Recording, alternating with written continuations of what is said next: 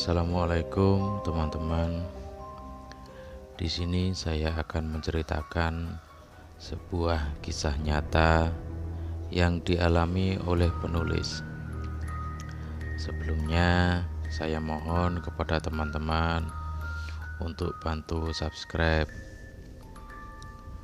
Dan kali ini saya akan memulai menceritakan kisah nyata yang berjudul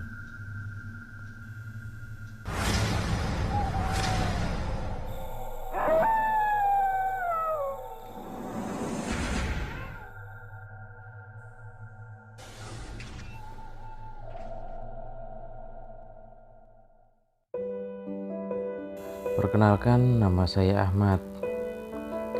Sudah 1 bulan ini terdengar rumor bahwa Ari menjadi arwah penasaran karena kematiannya akibat dijadikan tumbal. Namun temanku Agung tidak mempercayainya.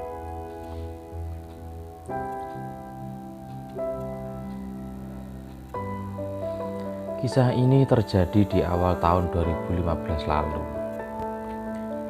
Aku dan temanku Agung yang berprofesi sebagai supir mobil ambulan di salah satu rumah sakit. Meski kami bukan dari desa yang sama.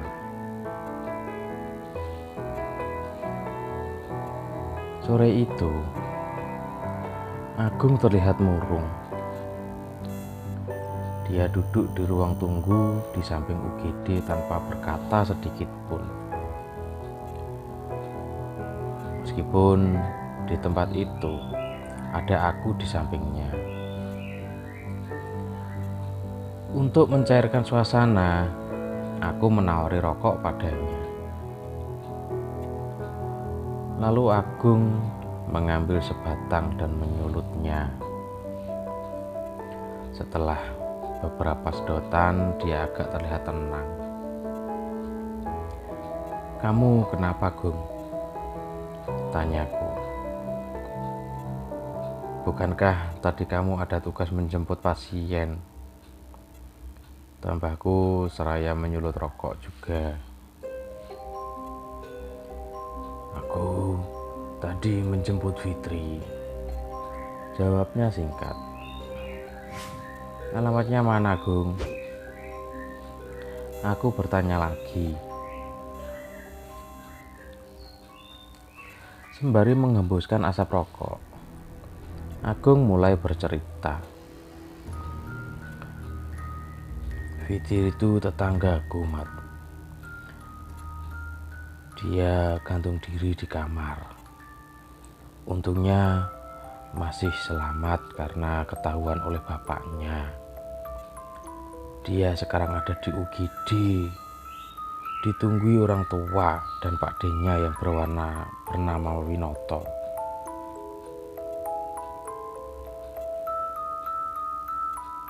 Pak Winoto orang kaya di kampungmu itu?" tanyaku lagi. "Ya, beliau Pak D-nya Fitri dan Ari," jawabnya. "Ari yang meninggal gantung diri bulan lalu itu, Gung?" aku kembali bertanya. "Iya, Mat." "Betul katamu." Sambil menghela nafas, aku melanjutkan ceritanya. "Akhir-akhir bulan ini kampungku tidak aman.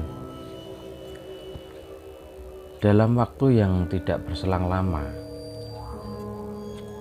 hampir ada 2 orang yang meninggal. Itu pun masih ada hubungan keluarga.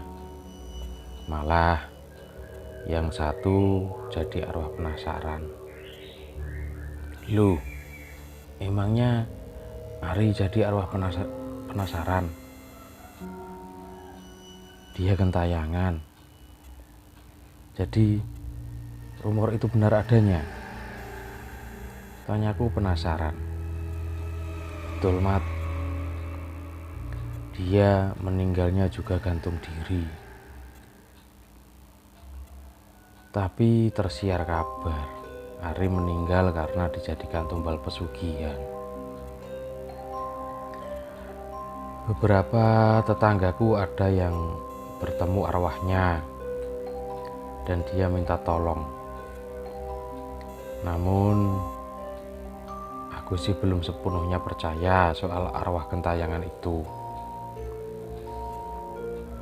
Sebelum aku melihatnya sendiri, sembari menyulut rokok lagi, kemudian Agung melanjutkan ceritanya. Semenjak si Ari meninggal gantung diri, rumahnya kini kosong, tidak ada yang menempati. Bahkan tidak ada satupun warga yang berani lewat depan rumahnya Ari setelah lewat jam 9 malam. Kampungku yang dulu ramai sekarang jadi sepi semenjak kematian Ari. Ada yang bilang jika seseorang yang lewat depan rumahnya Ari malam hari akan dihantui arwah gentayangan.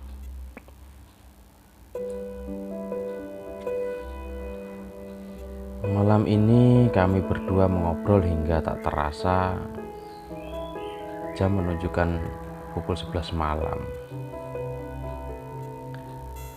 Kami pun beranjak untuk pulang bersama karena desaku juga melewati tempat tinggalnya Agung. Jadi kami berboncengan saja. Pelan-pelan kami melalui jalanan melaju sambil ngobrol. Tak terasa sudah sampai di gapura kampungnya Agung. Tiba-tiba Agung iseng mengajakku untuk melewati jalan depan rumahnya Ari.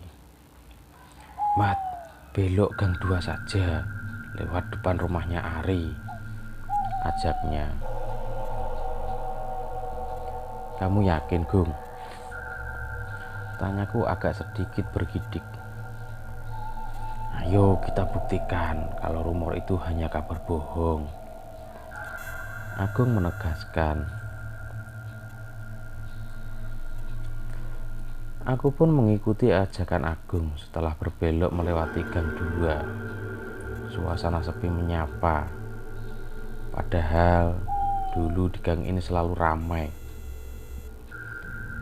Selalu ada warga yang hanya sekedar untuk mengobrol di tepi jalan. Tapi kali ini teramat sangat sepi.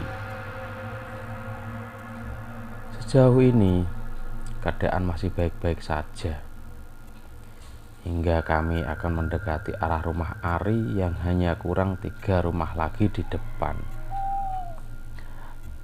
Namun tiba-tiba motorku mesinnya mati mendadak, padahal bensin masih penuh. Aku mulai merasa bulu romaku berdiri. "Gung, dorong cepat," ucapku. Dengan langkah setengah berlari, kami mendorong motorku.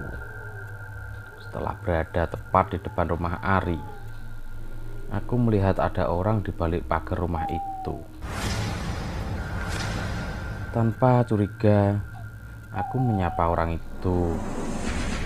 "Mas, kok sendirian saja?" sapaku. Orang itu tidak menoleh dan tanpa menjawab. "Lagi minta nomor togel sama arwahnya Ari ya?" celetuk Agung memotong. Kemudian orang itu membalikkan badan dan berkata, "Aku Ari, Mas Agung, tolong aku," ucapnya datar. Kami mematung akibat ketakutan. Ari perlahan mendekat. Dengan tiba-tiba kepala Ari putus dan belatung keluar dari lehernya. Baunya sangat menyengat, menusuk hidung. Lalu Ari mengambil kepalanya dan memberikan kepada Agung. "Tolong Mas Agung, kepalaku hilang Mas," ucapnya lagi. Seketika kami berdua lari sambil mendorong motorku. Saat sudah melewati beberapa rumah, secara tiba-tiba motorku hidup lagi. Kemudian aku dan Agung langsung melaju dengan cepat. Meski lirih masih terdengar suara Ari yang meminta tolong. Dengan hal itu, aku dan Agung merasa penasaran dan bingung ada apa dan kenapa arwah Ari meminta tolong. Setelah melewati 3 gang lagi di depan, akhirnya sampai juga di depan rumah Agung. Malam itu aku menginap di rumahnya Agung karena tidak berani pulang sendirian.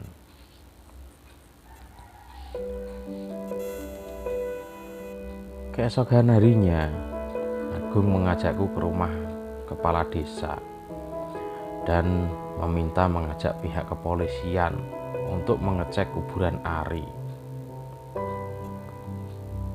Setelah semua pihak setuju dan kami menuju rumahnya keluarga Ari. Waktu itu semuanya berangkat menuju ke area kuburan.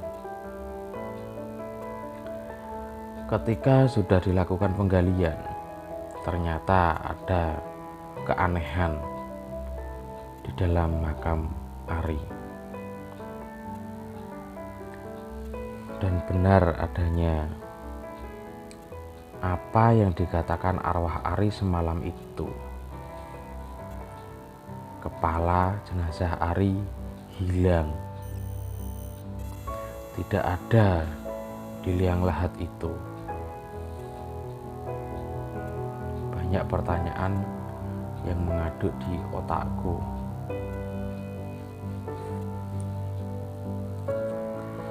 Ketika semua urusan di pemakaman selesai dan semua warga pulang ke rumah masing-masing dan keluarganya, aku dan Agung berniat untuk sejenak membeli rokok dan minuman dingin di toko sebelah rumahnya Pak Winoto.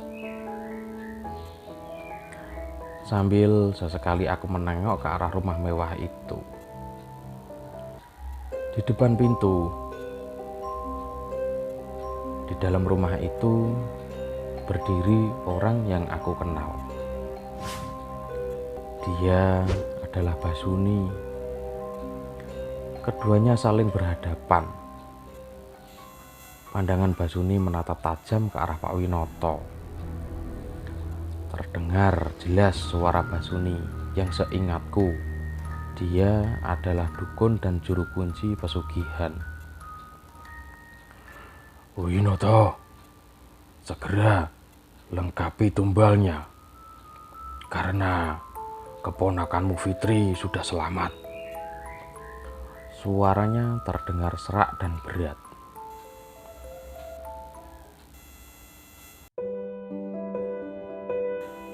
Terima kasih untuk teman-teman yang sudah mendengarkan cerita dari saya.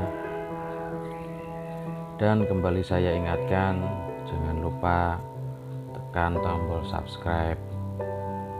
Sampai jumpa di kisah selanjutnya.